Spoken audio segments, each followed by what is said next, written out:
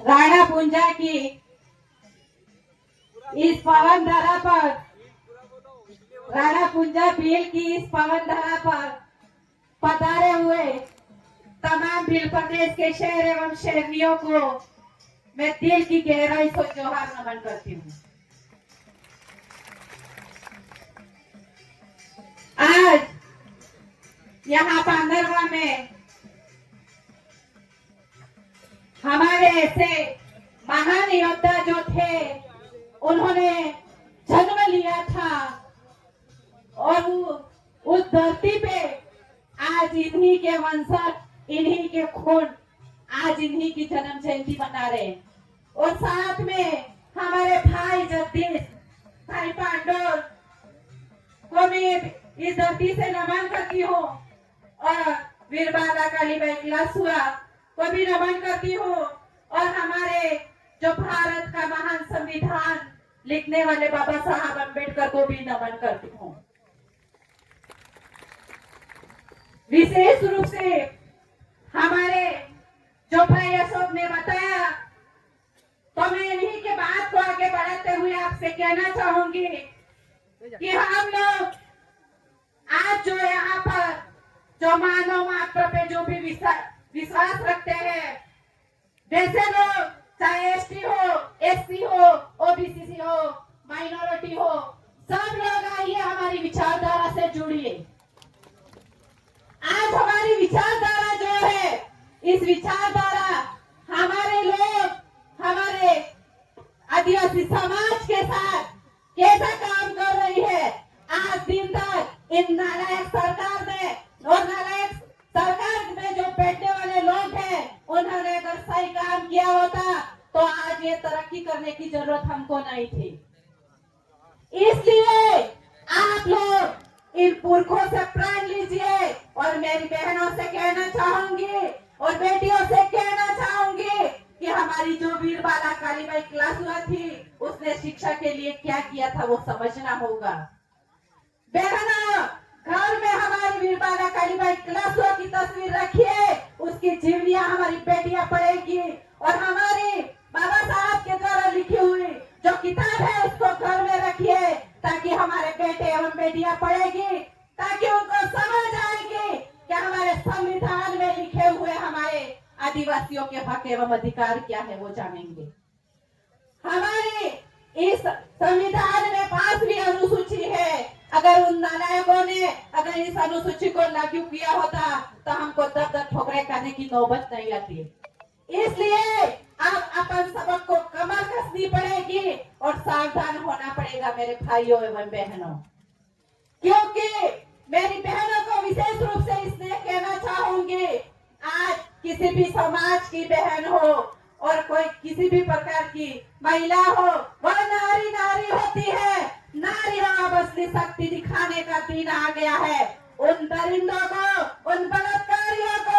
मौत के घाट उतारने का काम अपन को करना पड़ेगा, वो मैं आपसे कहना चाहती हूँ। क्योंकि आज दिन तक अपन नहीं बोले हैं, हम डर के मारे इधर इधर छुपते रहेंगे, वो लोग अपन को डराते रहेंगे। तो बहनों, डरना नहीं है, अपने सामने है तो उसको तो काट दीजिए, वो मैं कहना चाहती हूँ आप, क्योंकि वह गलत तरीका अपने सामने अपनाता है। तो मैं ऐसे दरिंदों को कहना चाहती हूँ कि जिस माँ के पेट की कोख में तू पला है और पल के बाहर आके तू बड़ा हुआ है, ऐसी बहन बेटियों के साथ में अगर गलत करता है तो तुझे इस धरती पे जीने का कोई अधिकार नहीं, क्योंकि हमारे पुरखे ने जो जान गंवाई थी, हमारे पुरखों ने जो आत्मसमर्पण किया था, तो वह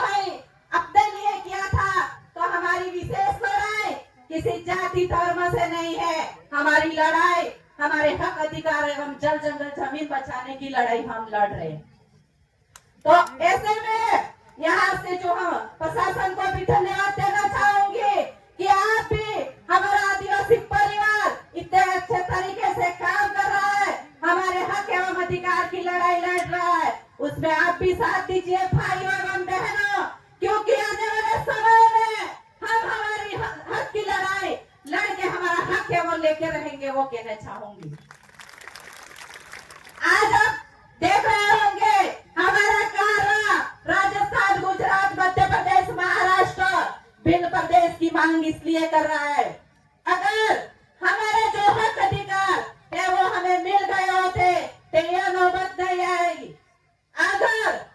अगर आज भी नहीं जागे और हम हमारा कारवा जो है, जब तक हम हमारा बिल प्रदेश नहीं बनाएंगे तब तक यह कारवा हमारा चलवा चलता रहेगा, वो मैं कहना चाहूंगी। अगर बिल प्रदेश बनता है तो मैं यहाँ पर तमाम जो भाई बहन और मेरा संदेश जहाँ तक जाए उनसे मैं कहना चाहूंगी कि इस धरती का असली मूल मालिक, असली भी आदिवासी है, वह चाहे एसटी हो, ओबीसी हो, माइनॉरिटी हो, कोई भी समाज का कोई भी लोग हो, उसको मानवता मात्र विचारधारा से जुड़ेगा, उसको हमेशा के लिए अपने साथ में लेके चलेगा और उसकी कैसी भी समस्या हो तो उसका समाधान करेगा, वो कहना चाहूंगी। तो आप लोग आज यहाँ से इन पुरखों से और मेरे भाई जगदीश भंडारे को मैं बार बार कहना चाहूंगी, क्योंकि वह जो बंदा था अपने समाज के लिए और उस बंदे की वजह से आज ये पंडाल भरा हुआ है, तो इसके लिए एक बार और मैं नमन करना चाहूंगी कि भाई अगर आज हमारे बीच में आप होते तो जरूर ही कुछ अलग नजारा होता, पर फिर भी मैं दिल की गहराइयों से आपको नमन करती हूँ। और आप लोग यहाँ जो बैठे हैं, अपने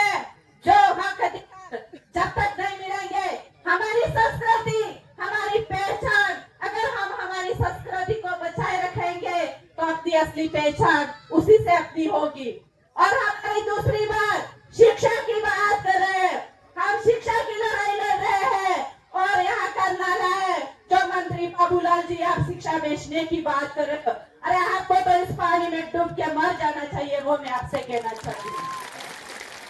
आज यहाँ पर कार्यक्रम हो रहा है, असली बीज यहाँ पर बैठे हैं और वो तो कौन से खेत की मूली है क्या पता कहाँ जाके छुपे हुए अभी तक पता नहीं। इसलिए आप लोग ऐसे मंत्री तंत्री को उठा के फेंकिए और ऐसा अपने बीच में मंत्री लाइए जो शिक्षा के लिए, बच्चों के लिए सही स्कूलों का विकास कर सके, उस बच्चों की अच्छी बैठने की व्यवस्था कर सके और वहाँ पर टीचर नहीं है तो उसकी भरपाई कर सके, ऐसे हमको मंत्री को बीच में लाना होगा। इसके बाद हमारी लड़ाई जो है वो हमारे आरक्षण की लड़ाई है। आज यहाँ पर खड़े और यहाँ पर बैठे जो हमारी बहनें हैं, भाई है, आज बेरोजगार है, अगर हमें हमारा आरक्षण सही रूप में मिलता तो आधे से अधिक तो आज नौकरियों में होते हमारे भाई एवं बहन। तीसरी लड़ाई हमारी है जो इस धरती के मूल मालिक होते हुए हमारा जल जंगल जमीन हमारा है, पूरा मालिकाना हक हमारा है, फिर भी क्या पता ये सरकार कैसे निर्णय लेती है और हमारे जो यहाँ के जो लोग हैं उनको बस्तियों को बस्तियों उजाड़ दिया जाता है। तो मैं सरकार से भी आह्वान करना चाहूंगी, यहाँ पर एक भी इंच जमीन आपकी नहीं है, यहाँ पर पढ़ने वाले तमाम यहाँ के असली मूल बीज यहाँ का आदिवासी है, उसकी जमीन है।